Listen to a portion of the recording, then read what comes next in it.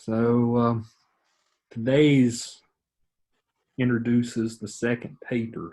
This is going to be the day where we kind of lay the groundwork for the second paper. Next week, I'll actually go over the writing of the second paper. But today is mostly about kind of breaking down these articles that I had you read for today, as well as just see what you guys think about them. That's kind of maybe we can pick apart some of their arguments, see how much you guys agree with August or Tannen. That's going to be what the second paper in a nutshell is going to be about. It's a response to August and Tannen. So you're going to be taking some of their points, and you're going to be bringing in your own life experiences in to say, okay, I think August is right, or I think August is wrong. I think Tannen's right, or I think Tannen's wrong. So that's going to be kind of the gist of the paper. You're going to kind of start to learn some skills for argumentative writing. But at the same time, you're going to be responding to these articles. So the first thing to do when doing this, and I want you guys to help me out with this, is let's just kind of identify all the main points and ideas of each article. Maybe come up with a list of reasons for their arguments. I'm just going to go to a blank Word document here. Okay. So what I'm getting ready to do for you, we're going to map out. We're going to start with August first. We're going to map out August's argument. All of it's kind of full scale. So what I'm doing here, I have what's called the conclusion. So what's the main idea of August's argument?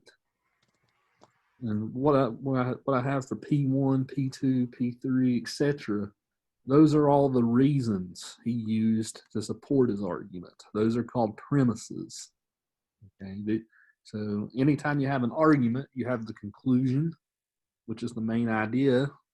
Then you have the premises. So these are all the building blocks of the argument that he used to construct his argument. So you have to think about what were all of his main points, what were all of his main ideas he used in his article. And if we can come up with a good list together, you guys will learn the skill of summarizing. Because if you can read something and maybe you can break it down in a way like this, it will help you write a summary of an article. And it'll make sure that you capture all the article's main points. This article makes for good practice for something like that because it's not too difficult of an article to read. Right? It's a pretty easy article to wrap your mind around. But as the semester goes on and you read more and more complicated stuff, or maybe, like I said, I don't know how far you guys plan to go in your college careers, but later, maybe in the third or fourth year of college, you'll read some complicated stuff and ask yourself, well, what the hell did I just read? Well, doing this kind of thing will help you break it down and understand it. So that's kind of that's the skill and I'm kind of imparting on you today when we talk about these articles. So the real men don't, anti-male bias in English. So the question is, what's his thesis statement? What's his main idea? What's he trying to say in the article? What's the article even about? Well, you guys speak up.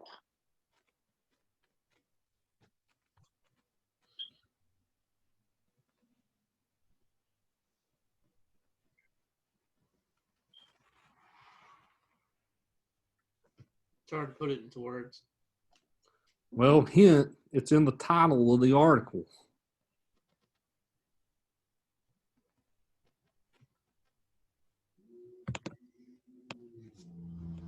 It's about the gender biases, Exactly. female and males. Exactly, right?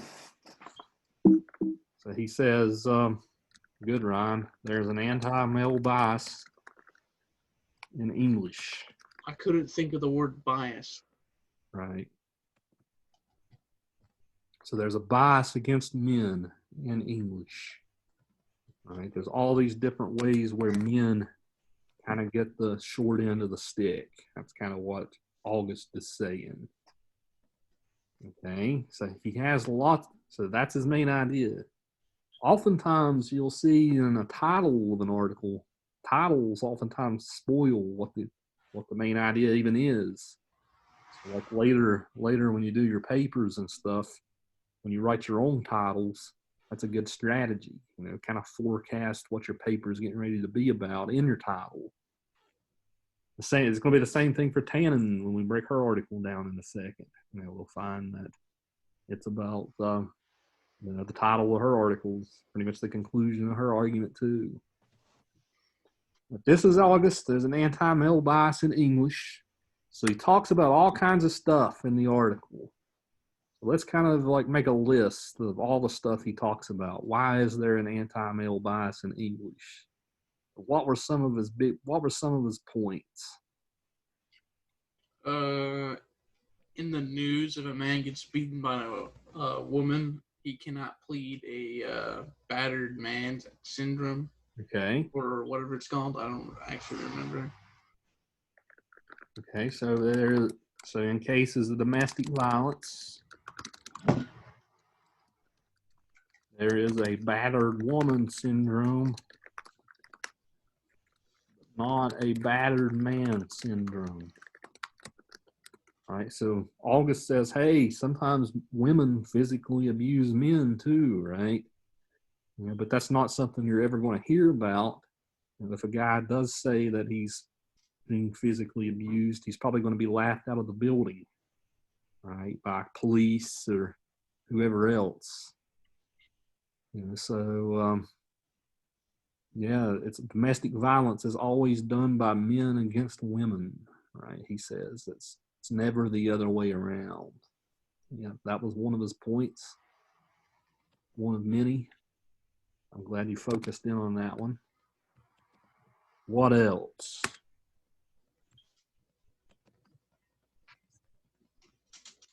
Cheyenne, Jarrett, feel free to help us out.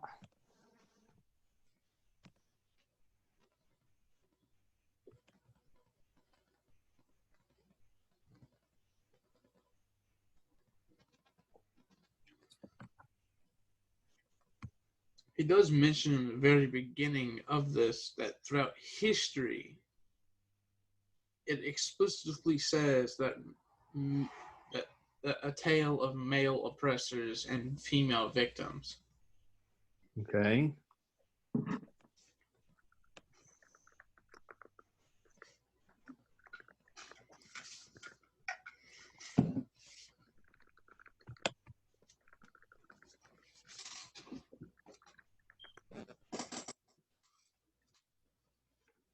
All right, so I'm going to try to lead you guys on here. So, what does he say about, like I said, I would like for the other two of you to say something too. What did he say about like words, especially like nasty words, for men and women? You guys remember that point?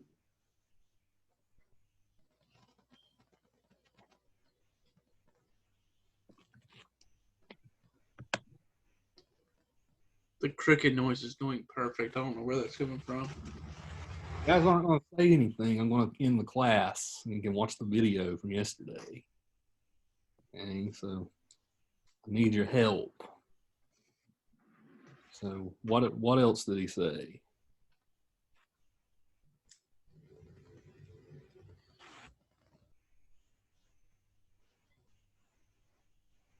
He does make a point about males winning court cases against women for sexual harassment, but it's still widely defined as harassment of women by men. Okay, yeah, sexual harassment's a point, right? It's always men against women, never vice versa. Right? Who's going to take you seriously if you say a woman is sexual? Who's going to take a guy seriously if he says a woman is sexually harassing him? Right? So yeah, you honed in on that one for sure. You think that's true? It wouldn't. Is that this article was written in the 80s, right? So it's a little bit outdated in a way. But do you think that idea is I've true? never heard of a man suing a woman for sexual harassment in my lifetime. Right? It doesn't, not that it doesn't happen, right? It does I've happen. heard it's the other way around Right? a lot because it's all over the news every single time. Yeah, the hashtag Me Too movement, right? You know, all the cases of men sexually harassing women.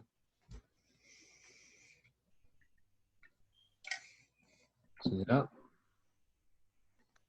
we can kind of argue all these points. You know, is he right? Is he wrong? Since it's just you and me, Ryan, what else did he say? Well, I want to go on with this sexual harassment claim. Now, I don't want to justify men like harassing women. That's still never okay. Right? But there should also be somewhere the other way around because you know that happens. Yeah, it for sure does, right? There's Maybe, no way it don't. It's just never on the news. and maybe HR takes those types of things seriously today, right?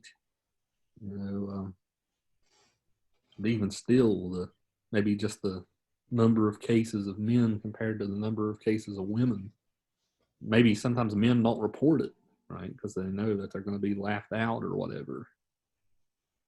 Same thing for domestic violence, right? There's probably a lot of that going on.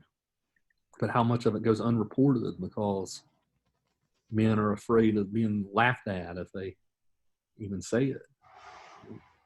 That's kind of the point August is making.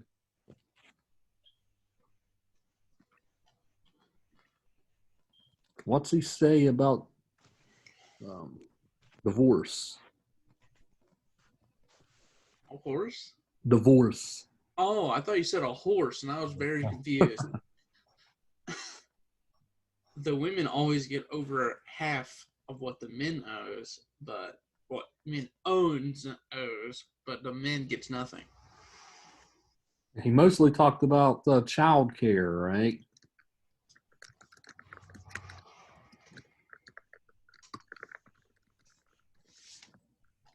They get custody of the children. Yeah, that is true.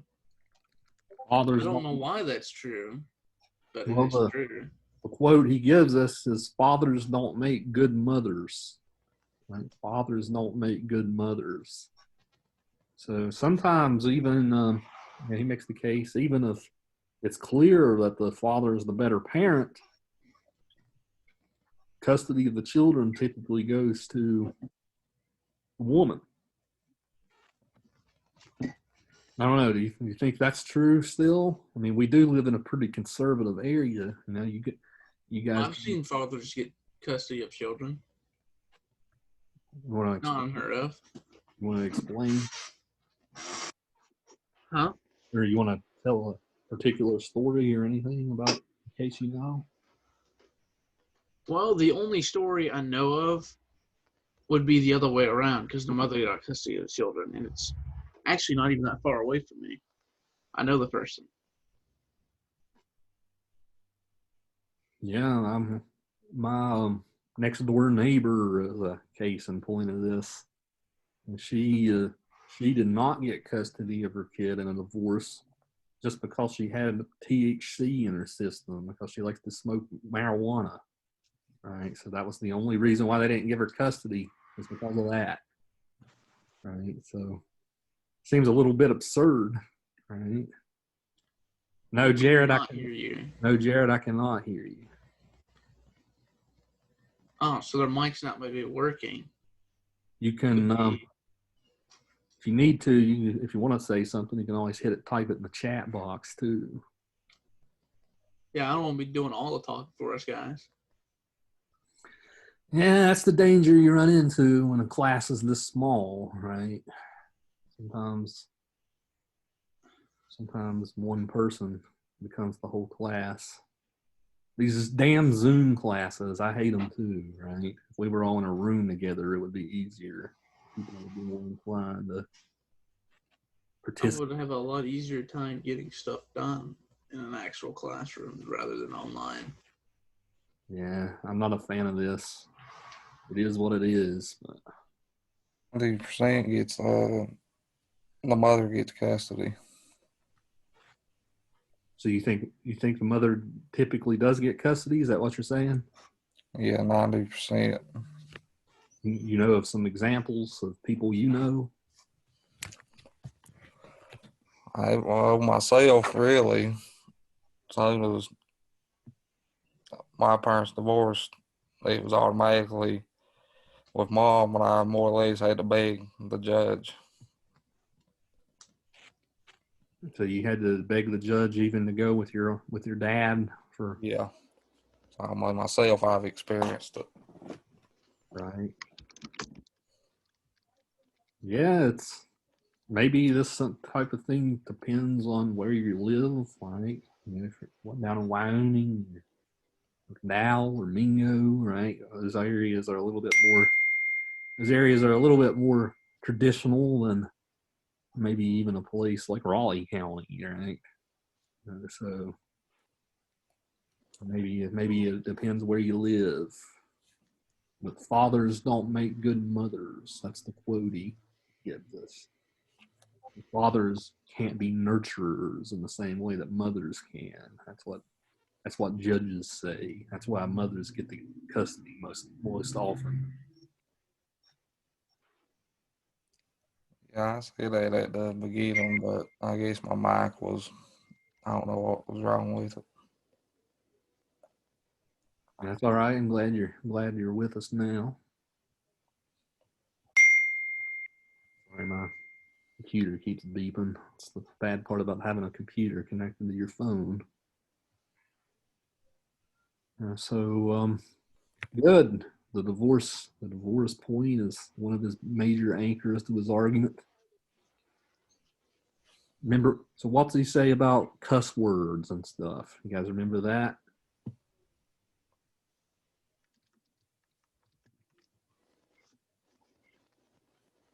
Shame we aren't in a real classroom because I always have a fun activity for this one where we write every cuss word we can think of on the board, right? To insult both men and women. Right?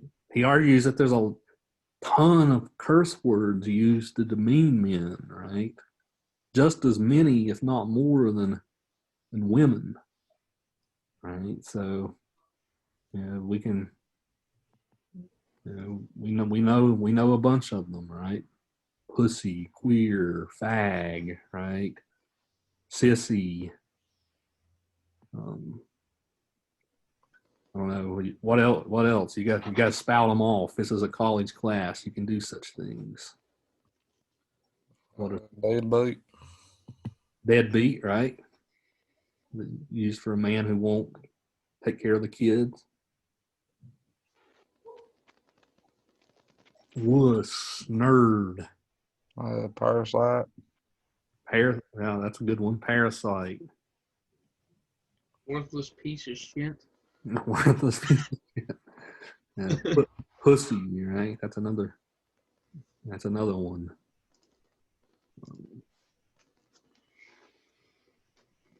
Little bitch, I've heard that one. Right, right. So, yeah, the joys of being in a college instead of a high school classroom, right? You say one curse word, you're suspended for a month. Yeah, somebody would already have reported it to the Board of Education. Like, if I would have done this in a normal high school. So, yeah, of course. What are the nasty words used for women? beg your pardon, Cheyenne. We're getting ready to say some nasty words about women. Well, What you tell us? What are some nasty words used against women? bitch, cunt, I don't know. I've been called a bunch. Right? Yeah, right. The Or, whore, slut, right? oh, Hoe, thought, right? yeah. That hoe over there, right? Prude is one, right? Sometimes women are called prudes. I don't think I've heard that I've one. never heard that. Well, that's about a woman that won't put out, right? Prude. That's I don't know if there's another slang term for the same idea, right? But that's the one I've always heard, prude. I think everybody's view on a woman now is not that they don't put out, but they do to everybody else. Right. Yeah. Slut, whore, those types of words put out that vibe, right? Yeah.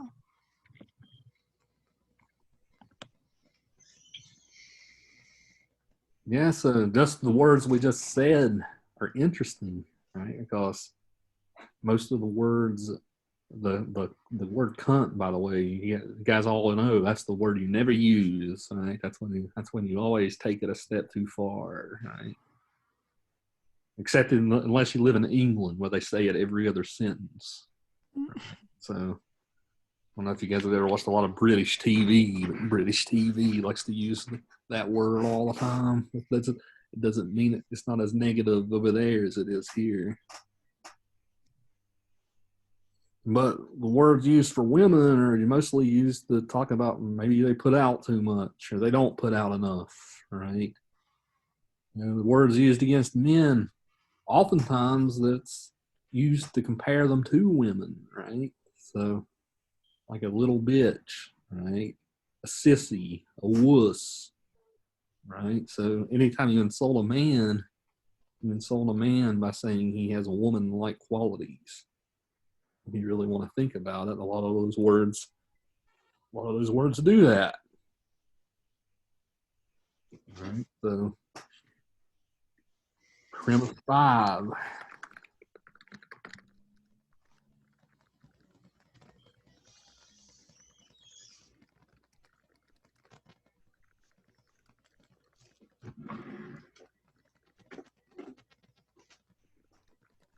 Just as many nasty words used to describe men, and perhaps more variety than words used to demean women. Right?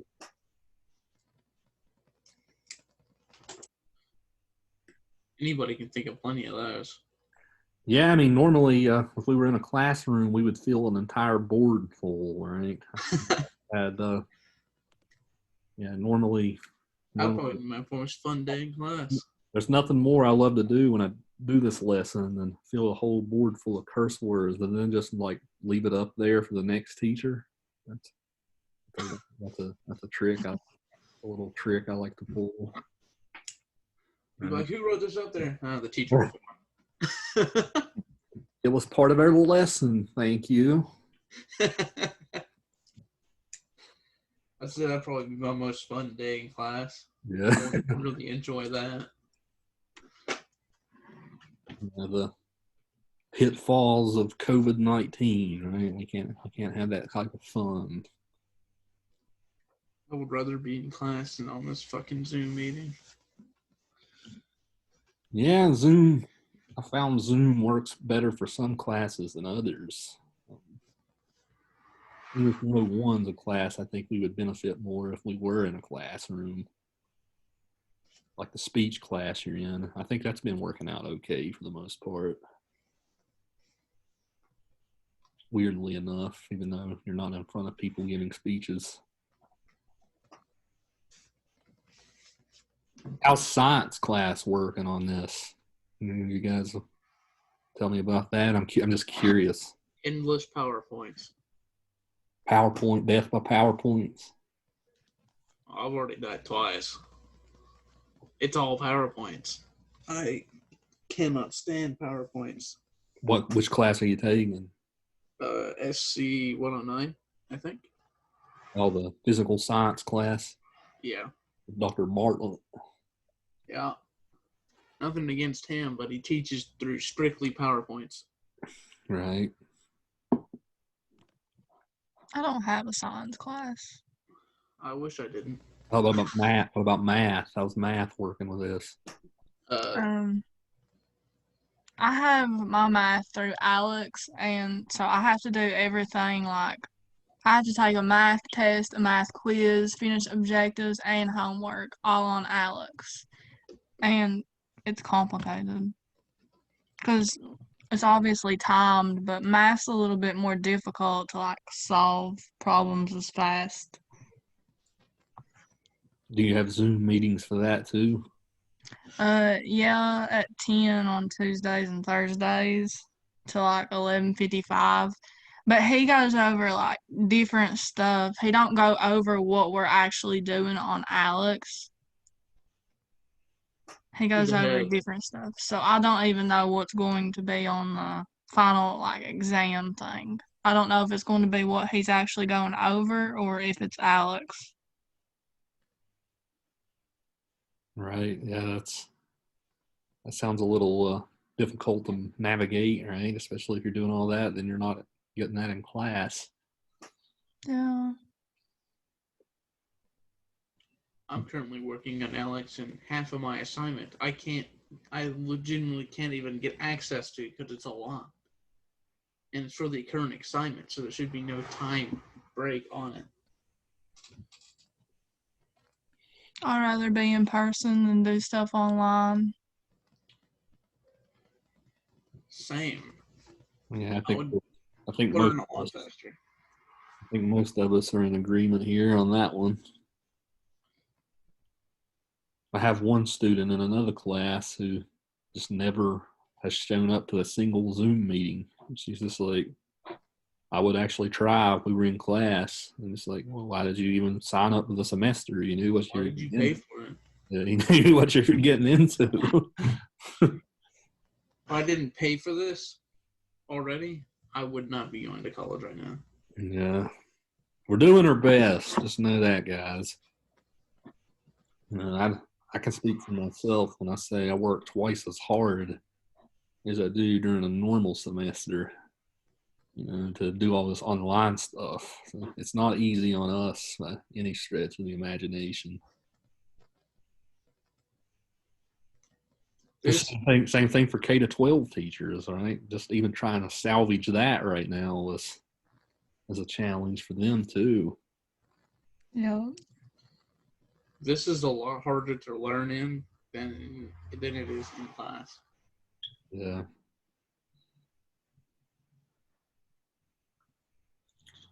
Well, back to the point at hand. Let's finish out their summary of August. What else are we missing here? Oh yeah, what did he say about headlines in the news and stuff? You guys remember what he said about that? Like maybe like a tragedy in the news and how men are. If something happens, like military, 15 men get killed, or minors get killed, they just say 15 minors are killed. But if there's women, minors, they specifically tell that it's women. Exactly, right? Yeah. In headlines, men are excluded. 15 minors were killed, 3 of which were women. Right, so you often, or maybe there's something like a mass shooting or something, right? 20 people were killed, 10 of them were women, 3 of them were children, right? We'll leave the men out of the 7 men out of the number, right?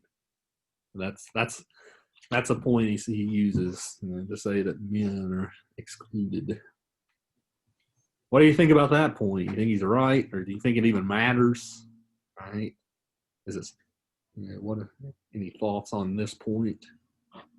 I think it matters because men are just as important as women, Right. especially when it comes to life.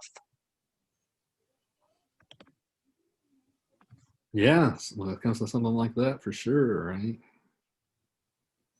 Yeah. One life doesn't mean more than another, right? All lives are equal. Yeah, I mean, it's something that seems true, right? You could probably go to some major news website right now and find a headline like that, right?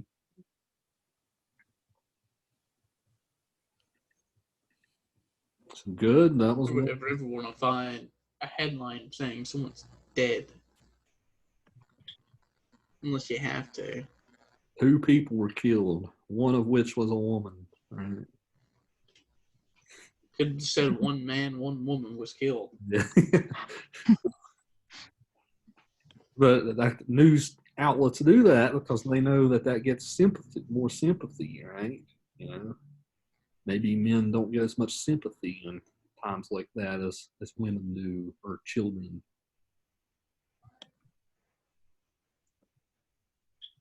What are we missing? We got language, divorce, sexual harassment, nasty words, headlines, Men supposed to be the head household right? caretaker.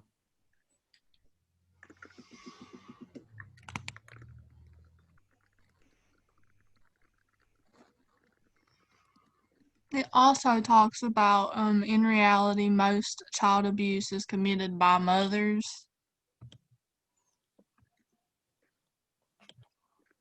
Okay. That's not what they show you in like TV shows, in movies. Mm-hmm. It's always the male. I think that's how you spell perpetrators. It would give you an autocorrect if you're wrong. Yeah. Because I don't know how to spell that off the top of my head either. That hair is actually on the page. That's a way to find out. We'll just Google it.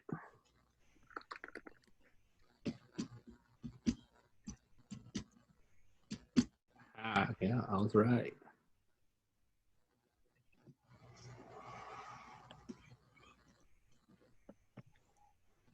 He said something about as well, like evil characters and like movies and books and stuff like that. Remember what he said about that?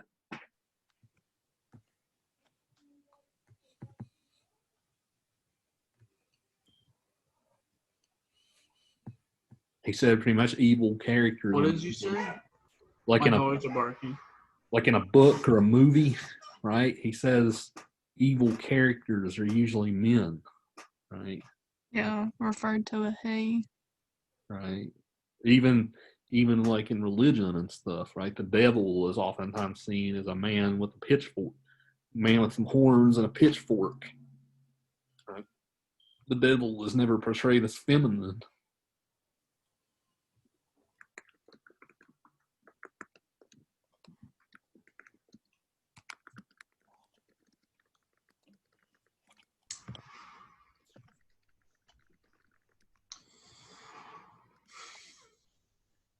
I don't know.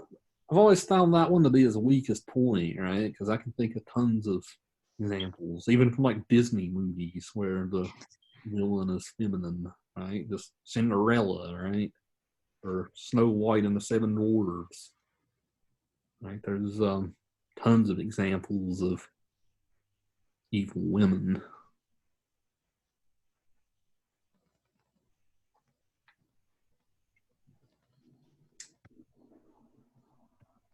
Yeah. So what we've done here, we've already mapped out his argument, right? So if you were going to summarize his argument for the paper, right, it would almost be really easy to do now that we've done this. I'm just going to kind of sum up his argument out loud, right? Eugene August argues there's an anti-male bias in our English language. His first point is about domestic violence. He argues that there's a such thing as a battered woman syndrome, but not a battered man syndrome.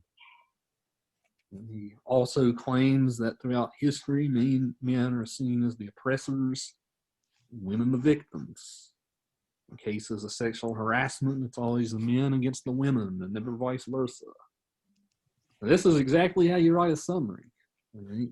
You just kind of flow the words, but if you won't ever wonder to yourself how you write a summary, this is how you do it. If you can do this, you can then make it flow in a paragraph, in a summary, and that's pretty straightforward.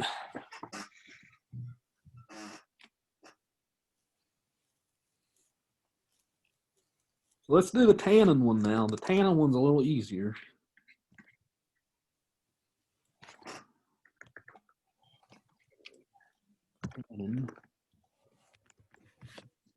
So conclusion.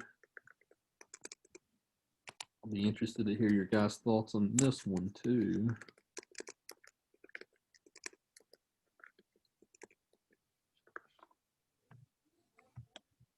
Hold on 1 second.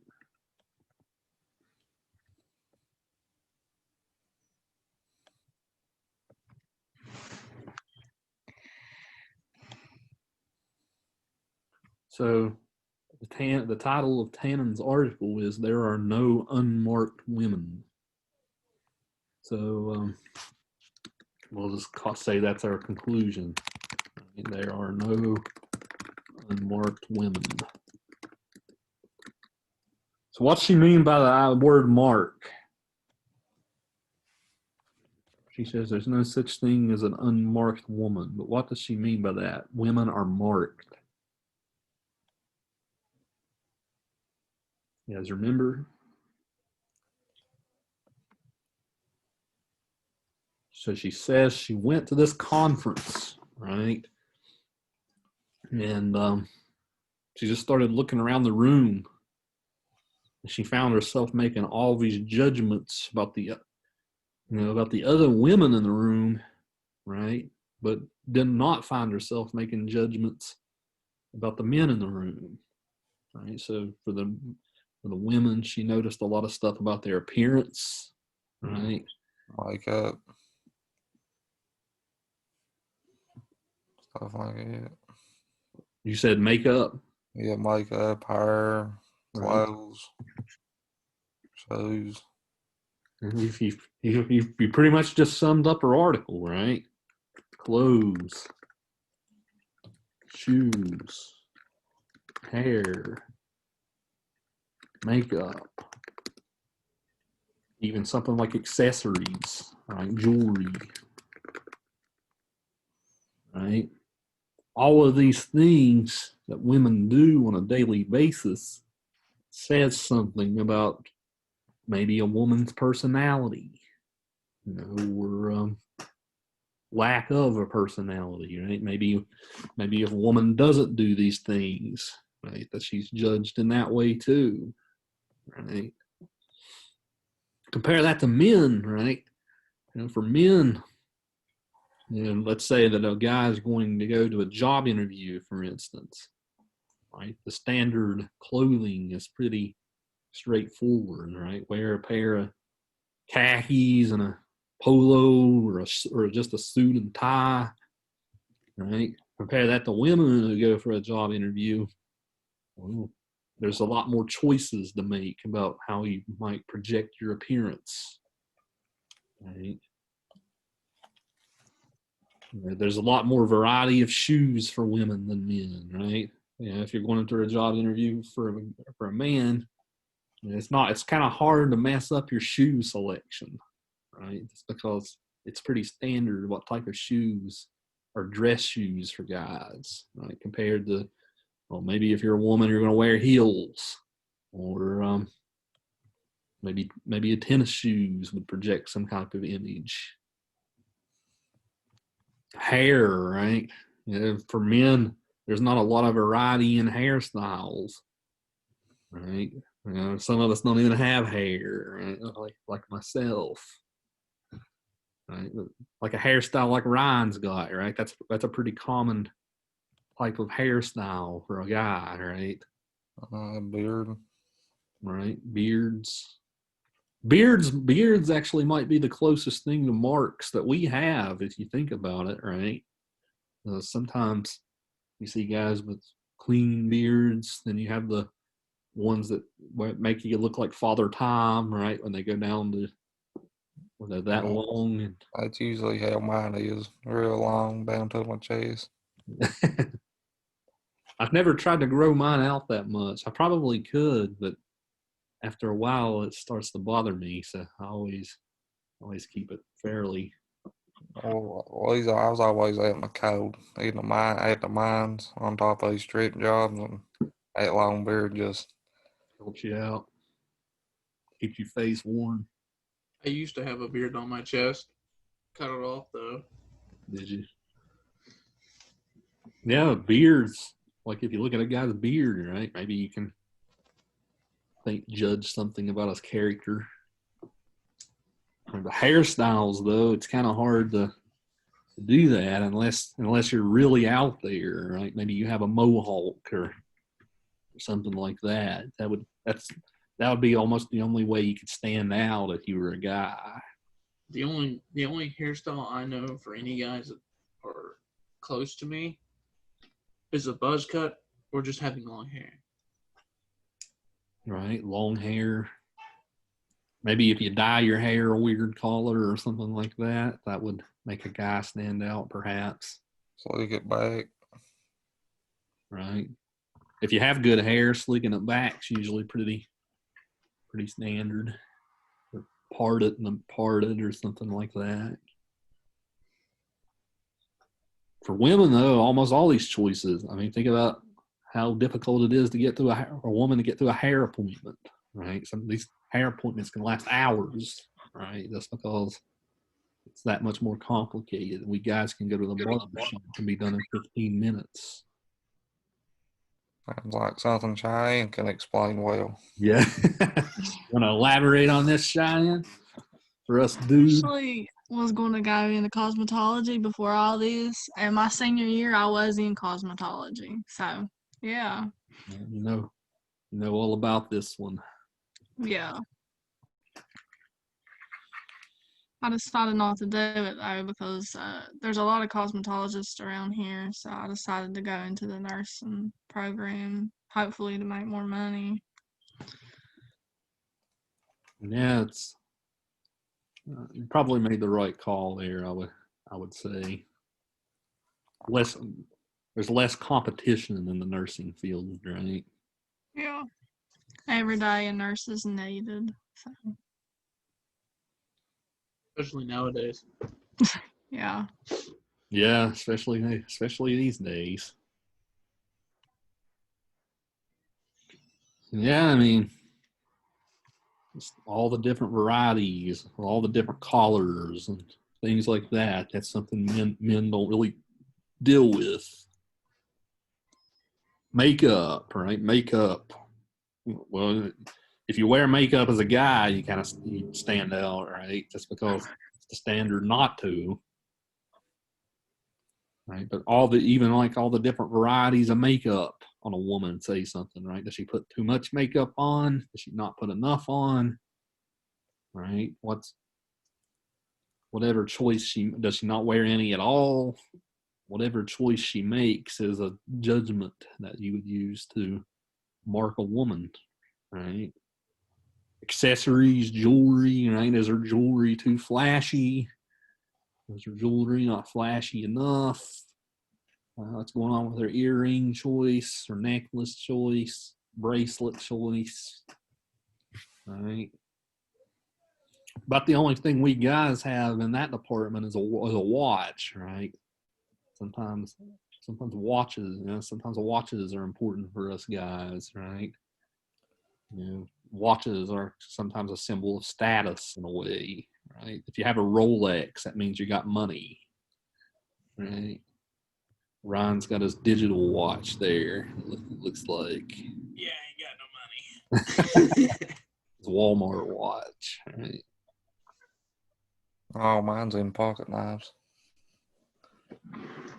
What? Oh, I have a drawer next to me full of knives. Here's one. Yeah. I pack a pocket knife more than I do watch. Yeah, watches have kind of lost their usefulness in a way, right? Because everybody just looks at their phones now for the time. It's really about the only reason I don't. Yeah, you're starting to alarm me a little, Ryan. I'm kind of glad you are on Zoom now and not in a normal classroom. So you're giving me reason to be thankful for our current situation and breaking out all your knives. That's only like 3 of them. Or like 20. I ain't gonna bring a knife to school though, because I'm pretty sure that's illegal. Hey, nobody's gonna stop you. Just don't break it out. I only use them to cut open boxes or whatever else you'd actually use a knife for. Like They tried to pass it last year where you can bring a gun to campus and just conceal Yeah, it. But they didn't get that through. I would say, hell no. I don't want to get shot. That's kind of a little scary nowadays. Too many idiots. Yeah. Well, the idea is if somebody does go in and shoot up a school or whatever, the people who are good gun owners who are concealing could maybe do something about it, right? That's their argument for why you should be able to conceal them in a school. This gives them more reason to be a school shooter. Yeah. They can legally bring the gun in there and just pull it out, bang, someone's dead. But they're going to do that anyway, right? No matter what the rule is, if they really want to do it.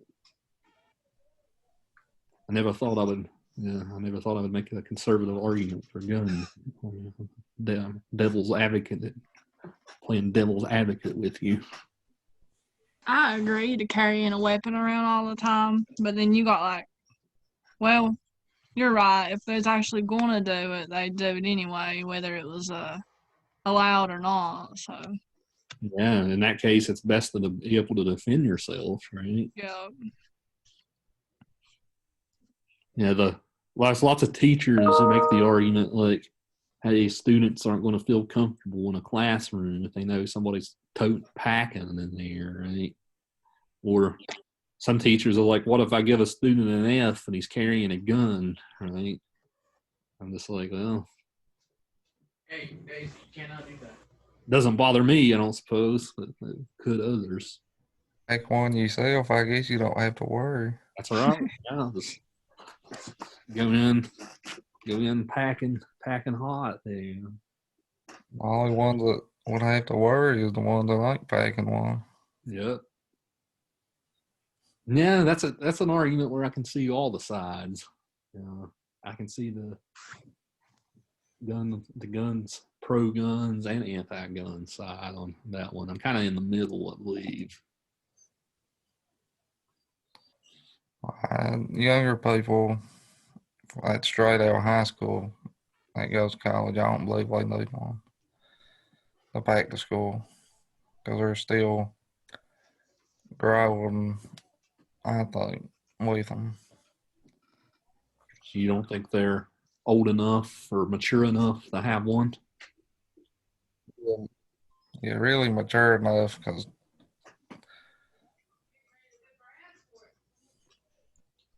Yeah.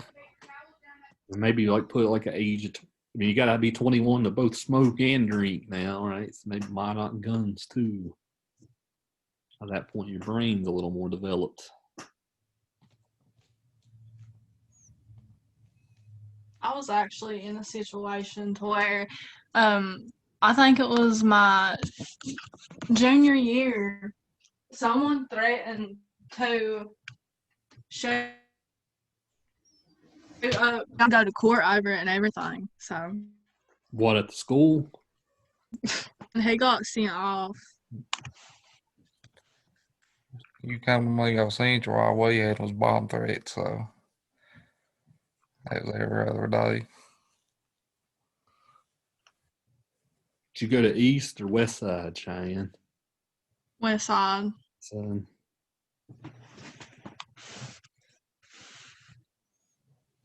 yeah, so it's always scary when it happens. Right? Like if we were all up at Salisville campus at Southern, right, that would be even like the response time for the police would take a while in a situation like that. Salisville is not kind of in the middle, right, between Pineville and Mullins.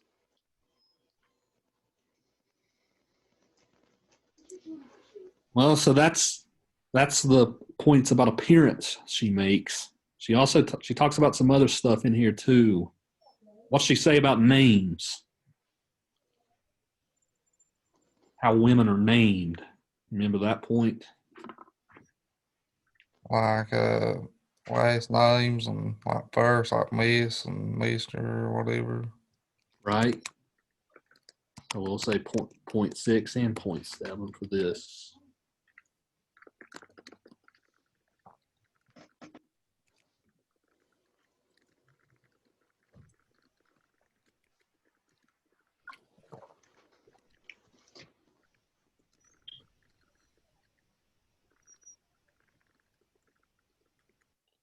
Women always have titles based on marital status on forms.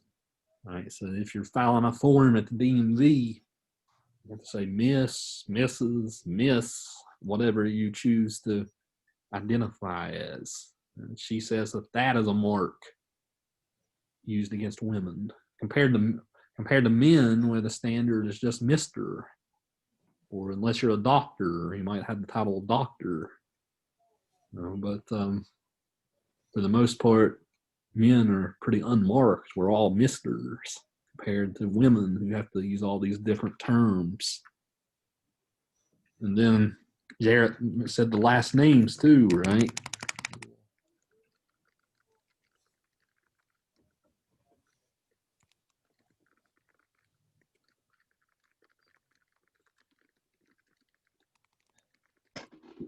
It's traditional that women change their last name when they get married. What if they choose not to, right? Well, that might project something as well, right? Maybe she's not proud of her husband, or something like that. Lots of times women want to change the last name because maybe a woman has like a professional career already, right? Like, so let's say let's say you're a doctor, for instance, right? Your maiden name's on that diploma, right? So in that case, why would you change your name? And there's even the cases of like hyphenating names, right? Sometimes women keep their maiden name and hyphenate it and then put their new name as on the other end of the hyphen. So maybe that projects something about a woman and her character, right? All right, what do you guys think about this point? Even so, this is a point where people usually always have very strong opinions. I've taught that when I've taught this article before. I've had some guys be like, "Hey, you know what? If I got married and she didn't want to take my last name, I'd tell her to forget it." Right? I've had people with that strong of an opinion on it before. Ryan, Well, or go ahead. I feel like if someone was doing it for their job's sake, then I feel like that would be understandable if you actually loved each other. But just not to take the last name, I feel like there's something more up there with not taking the last name. Right. Yeah. Maybe she's not fully committed or something like that. Yeah. Yeah, it's an interesting issue. Just the fact that there is so many choices And perhaps proves her argument, right? That it's something men don't have to worry about. We always keep our last names. A lot of this depends on how much you value your family history and your family status and all this type of stuff too.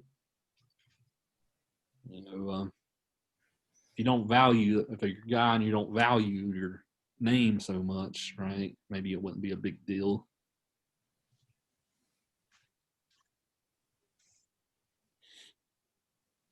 Yeah, I've been in that situation before with a girl that want to change her name. Oh yeah, tell us about it. We got together. She graduated WU, going to law school, and she talking about that. Said she ain't changing her name simply because her diplomas and law office and stuff is going to be her last name. Said she didn't want mine on it because she wants to show her name because she worked for it. Right. What was your take on that? I mean, I told her, I said I'd want her to have mine, but I'm an easygoing person, so I said, do whatever you want. Don't matter to me. Right. Yeah. You handled that pretty smooth, I would say. Yeah. I would like for you to, but do your own thing. There's more pressing matters to worry about.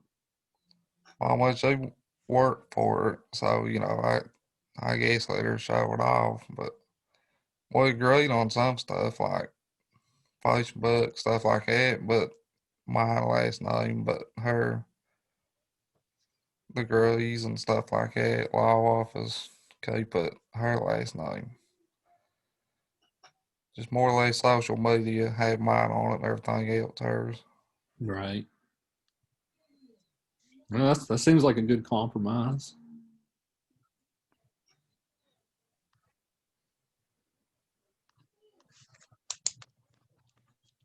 There's one more point Tannen makes. This point's her weakest one, I think.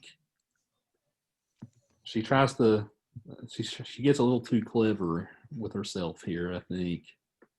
She says at chromosome level, men are the marked ones. Right, so an XX chromosome is standard, and that's feminine, right? An XY chromosome is marked, right? I kind of thought I never really liked that point. I think she got a little too cute right there. Yeah, but she just it seems like a little rub, like haha. You know, at the biological level, it's actually you men who are marked, not us. Right? This doesn't even make sense.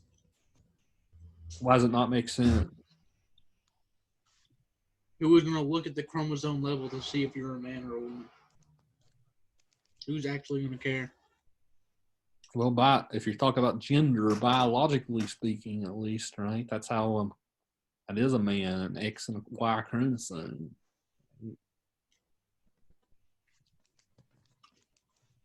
Whereas the two X chromosomes make a woman. But that's of course, if you look at, you guys know that in these times, gender is more flexible than just biological, right? Depending on who you talk to or how much you believe that kind of thing. I'm not going to go into that can of worms.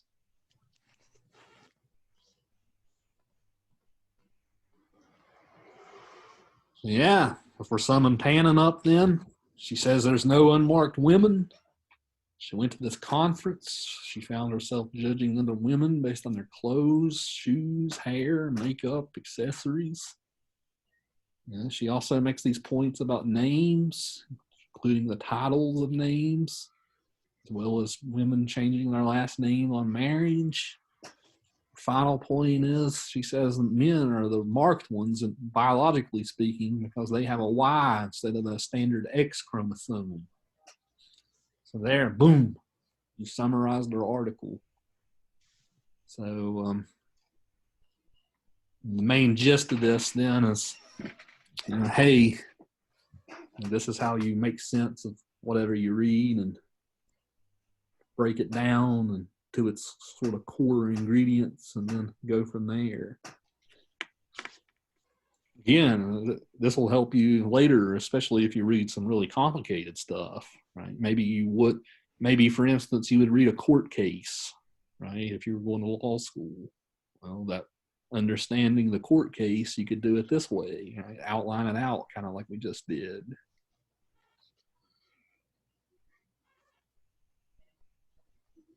So those are the two articles. Like I said, those are going to be what you are going to be writing a second paper about. So you're going to pick one of the two, whichever one you gravitate to more. You can say you strongly agree with them, you strongly disagree with them because, and then you're going to take some of these reasons, clothes, shoes, hair, makeup, and you're going to bring your own stories in to back up your points. So like, for instance, if Jarrett wrote about the tannin piece, right, he could bring in a story about,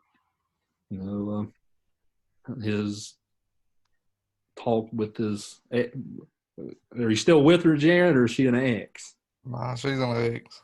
Yeah, he could talk about his relationship with his ex, and there's this debate about the names, right? So that would be his point he would bring in to engage with the article. You guys can kind of see how this is going to go. For Friday, I'm actually asking you to practice on the Blackboard discussion thing, right? So summarize the article, whichever one you liked more or gravitated to more in your own words, and then maybe just engage with it a little bit. So like, did you agree with Tannen? Well, what points did you find yourself agreeing with her? So I'm asking you to do that just to practice summary, as well as maybe giving you some sort of early pre-writing brainstorming when we actually start writing the paper next week. That's what you're doing for Friday then. That's already up on there, so you should be able to access it. Questions, comments, concerns about any of this so far? I feel like it's been a productive session so far. Anything you guys are confused about? Where is this at for the? Let me share let me log into Blackboard and I'll share the screen with you.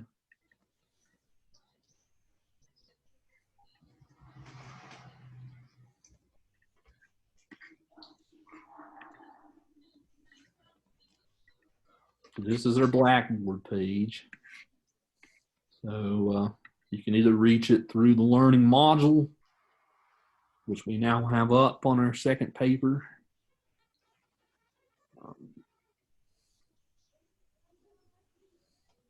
Maybe I haven't put that up there yet, which I should have.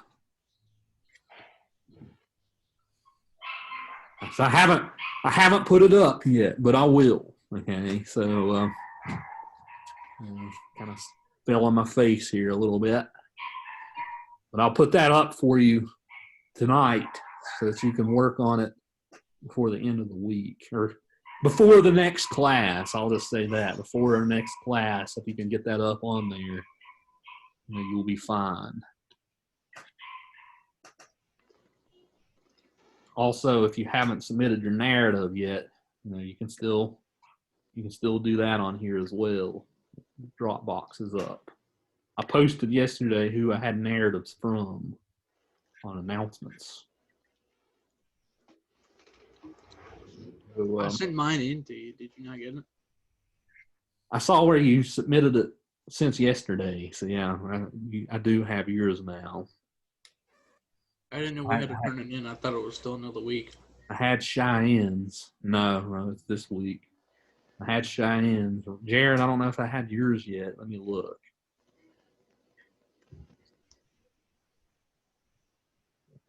Take a look here.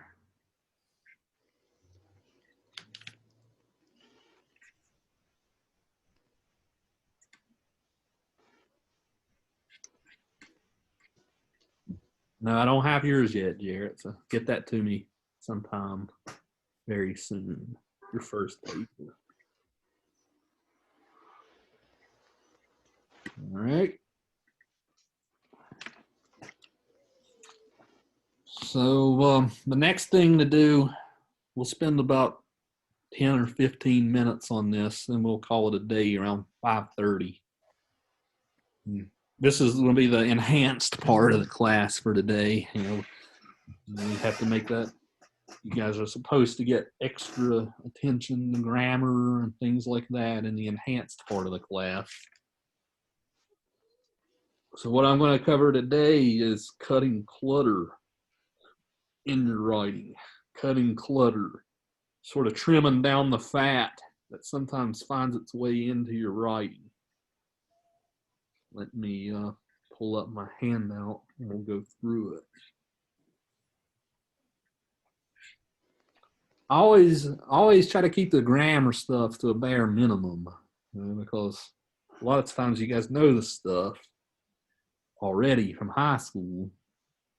It's not the most exciting and engaging of materials, so I try to keep it short and sweet.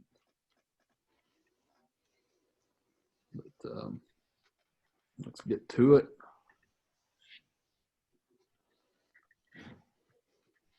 "12 ways to cut clutter from your writing." Most of these are pretty good advice. So when you sometimes, like I said, your sentences can get kind of fatty. There's too many words in there. Lots of times you can cut words down to make your sentences sort of tighter and crisper, make them read better. And sometimes when your sentences have too much fat, it leads to problems. Like for one, you just lose your reader, right? Maybe sometimes you bore your reader even. Right? So these are ways to make your writing crisper and less flowery and more to the point. And I actually will give you a quiz on this next week on Blackboard. So this is something you're going to see again. But this will also help you edit your own papers, or even maybe give feedback to your fellow students on how to better their papers. But first one is, don't draw excessive attention to the writer of the paper. So the sentence, "I saw an old man in a tattered coat leaning into the wind." Well, you can take that "I saw" out, and the sentence will still mean the same thing, right? And an old man in a tattered coat leaned into the wind. Well, that's so you're in a nutshell, then you're cutting the fat out of the sentence. You don't have to draw attention to yourself to get that meaning out there. That's oftentimes why high school teachers will tell you never to use the first person point of view in a paper. Like I told you guys, it's okay to use the first person point of view. Sometimes it isn't necessary. A case like this is one of them, right? You can get the same meaning out of a sentence without bringing yourself into the equation.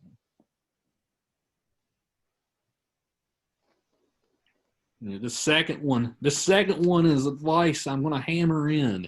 This is good advice I'm getting ready to give you. Listen to me on this one. So it says, don't use verbs that require helping verbs if a simpler form will do. So what this means is you're using like a be word. So something like am, is, are, was, were. And then you use another word after that that ends with an ing. So for instance, the cooks were preparing pea soup last night. Well, you can cut the fat out there and just say the cooks prepared pea soup last night.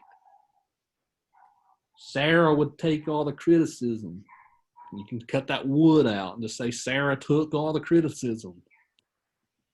I will have eaten the chips before the game. I will eat the chips before the game. Jose was slaughtering the dragon. Jose slaughtered the dragon. So you guys can kind of see the point. You don't need an is or a was or a were, and then the ing after. Just use this. Just cut the first word and just use the action verb. So Jose is slaughtering the dragon. Just say Jose slaughtered the dragon. It's crisper, more to the point, and just better writing in general.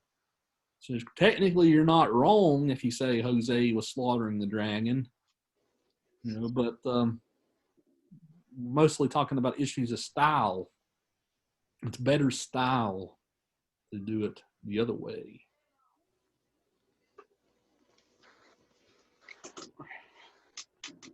So whenever you do look at your own work, you read through it again, maybe keep this handout close, and you will be able to see what you're doing. And this third point, never start an independent clause with the word there. So if you do start a sentence with the word there, it oftentimes leads to clunky writing. So there was a rhinoceros charging across the road. You can cut the fat out of the sentence. You can cut that there was. You can just say a rhinoceros charged across the road. The there was is just extra padding on your sentence that you don't need. So if you find that a sentence of yours starts with the word there, you can maybe think to yourself, okay, there's a better way I could rewrite that.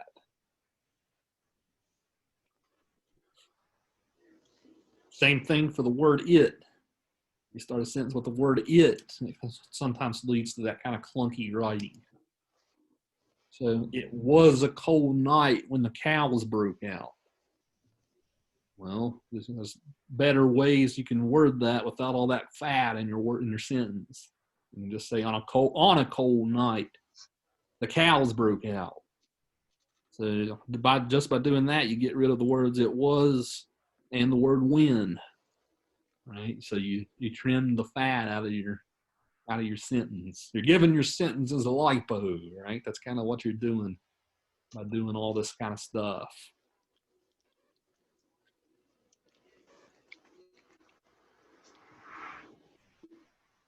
It's too bad they lost the game.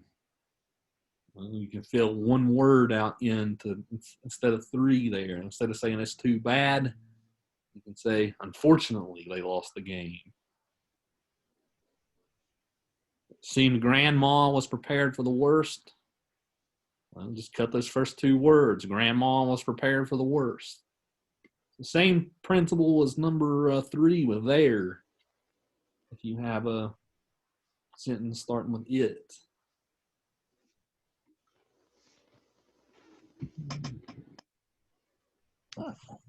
Number 5 is when you use two verbs in a sentence. Most of the time you can cut that first one out and just use the second one. So Nate began to cry when the dog died. You don't need that began to express the meaning of the sentence. You can just say Nate cried when the dog died.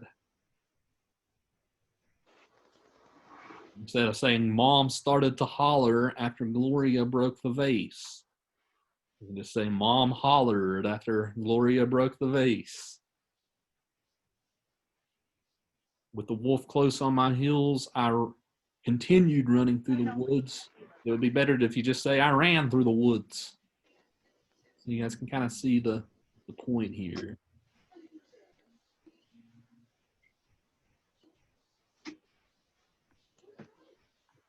This next one is also very good advice. Listen to me hard on this one too.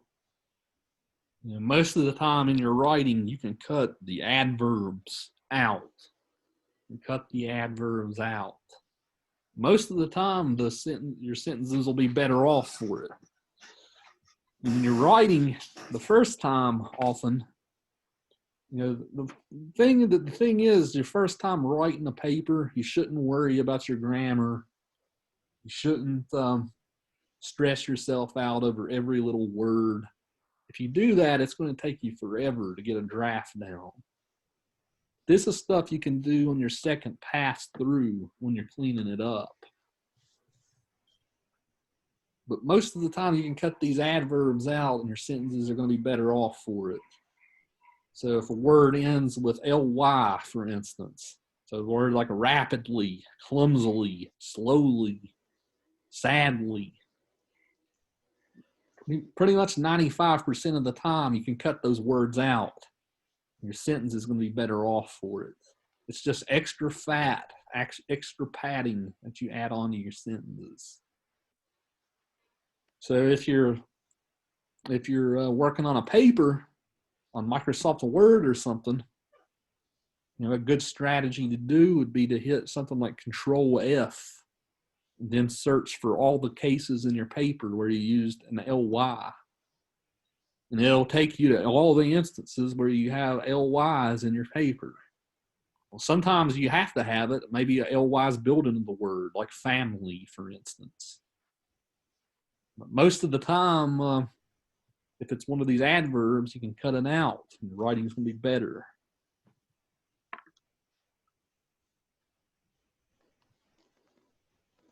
Moving on to, let's see.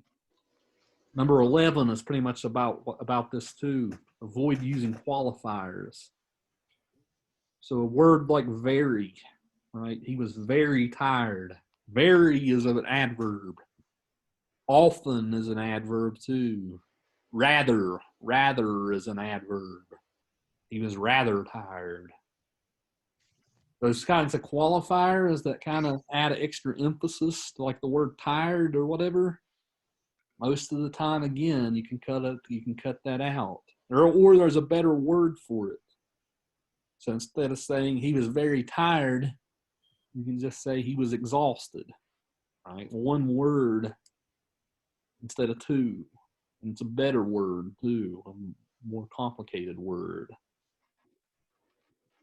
So avoid using words like rather, very, a little, pretty. It's pretty good, right? It doesn't have to be pretty good. It can just be good. Sort of good. Well, okay might be a better word instead of sort of good. So you guys can kind of see the gist of that too. ly words as well as very, often, rather, all those types of words you can cut too. And so again, if you're editing your work, hit Control F on Microsoft Word, search for these types of words, rather, very. Most of the time you can cut them out and your writing's going to be better for it.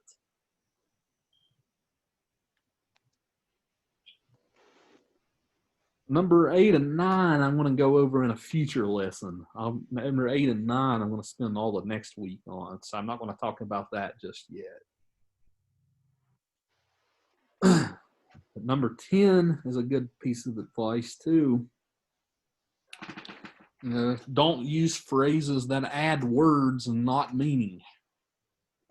So you can say something like, due to the fact that, well, so that is 5 words. Instead of saying due to the fact that, you can just say because. Because it rained. The baseball game was canceled. That's much crisper than saying due to the fact that it rained, the baseball game was canceled. Because you get the point out much faster. Instead of saying in the event of a hurricane or something, you can just say if a hurricane happens, right? With the possible exception of, say except. Instead of saying at the present time, now was one word that means at the present time. You guys can kind of see the point there. Those sort of like long-winded phrases, you find yourself using them, trim them down.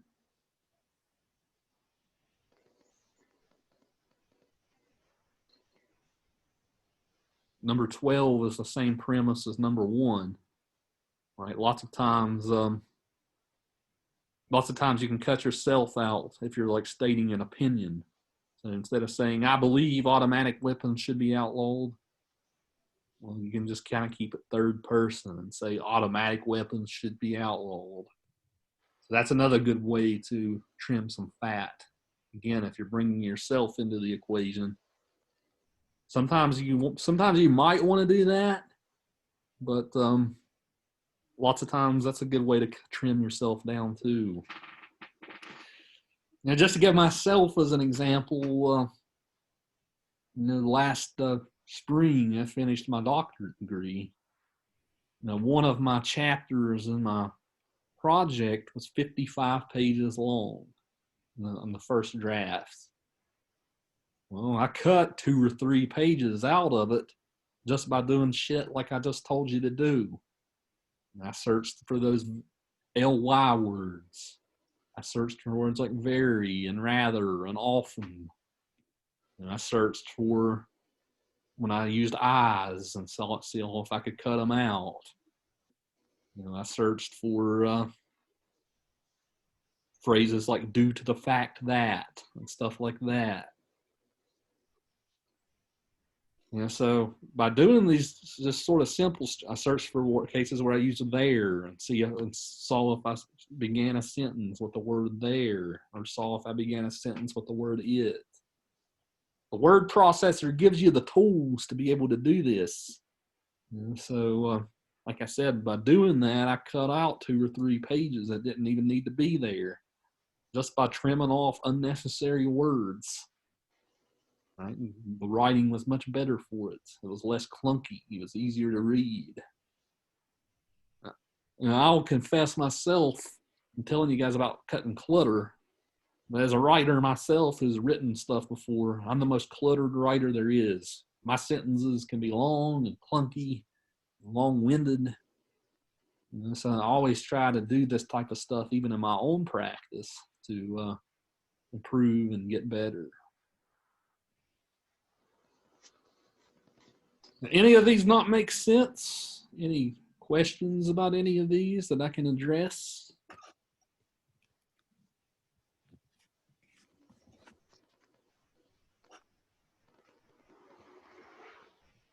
I raised the lesson just because I want you to pay attention to this in the future, right?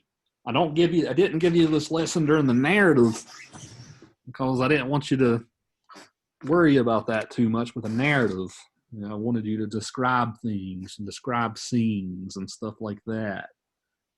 Now that we're getting into more argumentative writing, the more concise you are, the better. So I'll say this, it's better to have, let's say I say, write a 4-page paper. Well, if you had 3.5, but your sentences were much cleaner, I would be forgiving of that than if you had a 4 and you had a bunch of filler words in there. So length oftentimes isn't a good indicator of good writing. Very good, Potty.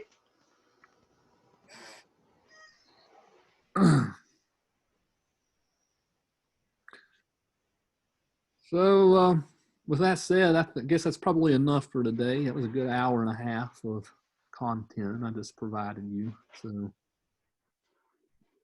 for next week, all you got to do is just do that discussion post for Friday, which I'm going to put up. Okay, that's all you got to do before next week. This is a good chill period where you don't have to work on much until next week.